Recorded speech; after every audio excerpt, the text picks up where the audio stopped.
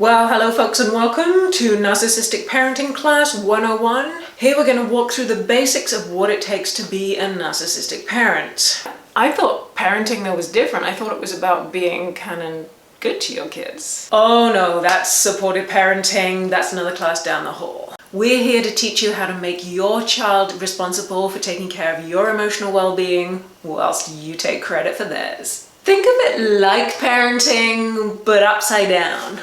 With jazz hands. And hopefully you've all got a copy of our textbook, Your Child, Your Mirror. It's our go-to manual for turning your child into your emotional support human by my old colleague and mentor, Manipulation.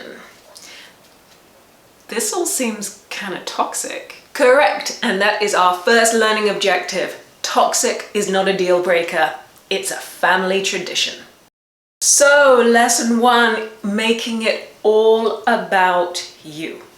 Your child wins an award, you get mad at them because they didn't thank you enough. They're struggling, you get upset because they didn't ask you for help. No matter what happens to them, it should feel like it's all happening to you. So, it's not about their experience, it's about your performance in it? Exactly. If they forget your role in their story, then you get to remind them.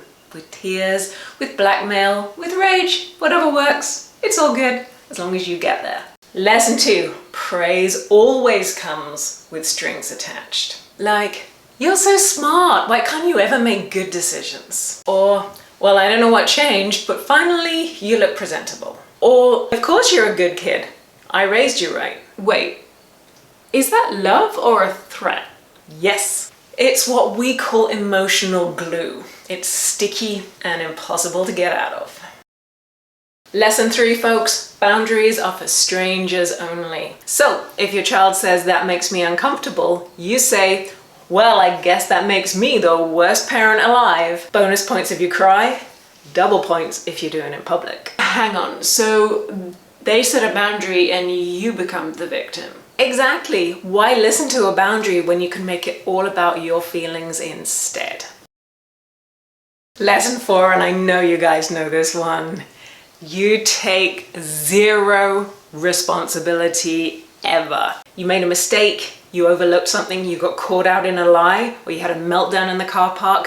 Whatever you do, blame it on anybody else. The neighbor, your boss. Ideally, if you can, being a parent to an ungrateful child. So never under any circumstances do you say, you're right, I messed up. But what if I did mess up? Shh, that's private information. Bury it and lash out instead.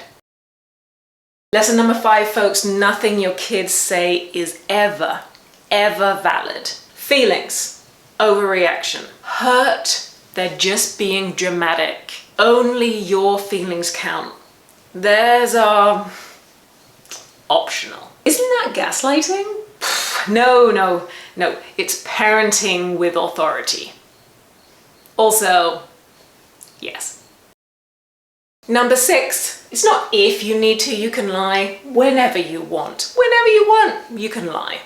And you can get really creative here. So you might want to write some of these down. Things like, I never said that. You're imagining things. Wow, I guess nothing I do is ever good enough for you. Those are your golden trio. You can use them whenever you want. Probably the more often the better. But won't they remember what actually happened? Not if you do it right. Confusion is your goal. Clarity is your enemy. Okay guys, we're doing well, but number 7 is super important. Super important. You've got to play it differently in public. At home, you're the martyr, but in public, you're loving, you're selfless, you are endlessly supportive. Your goal is to talk glowingly about your child, but at the same time there's this undertone that really, they're quite difficult. So, 2 personalities. Think of it as emotional taxidermy. It's all there on the outside, but inside, everything's gone. And the last one, my friends, lesson 8. Their wins are actually your wins. They graduate, it's because you worked so hard to get them through school. They succeed, it's because you knew they always had it in them, because they got it from you. They publish a book, well, talent clearly runs in your family. Do I even let them have a moment? Of course! Just make sure that everybody knows that you made that moment possible. Is there like a final test of all this? Yes, it's called estrangement.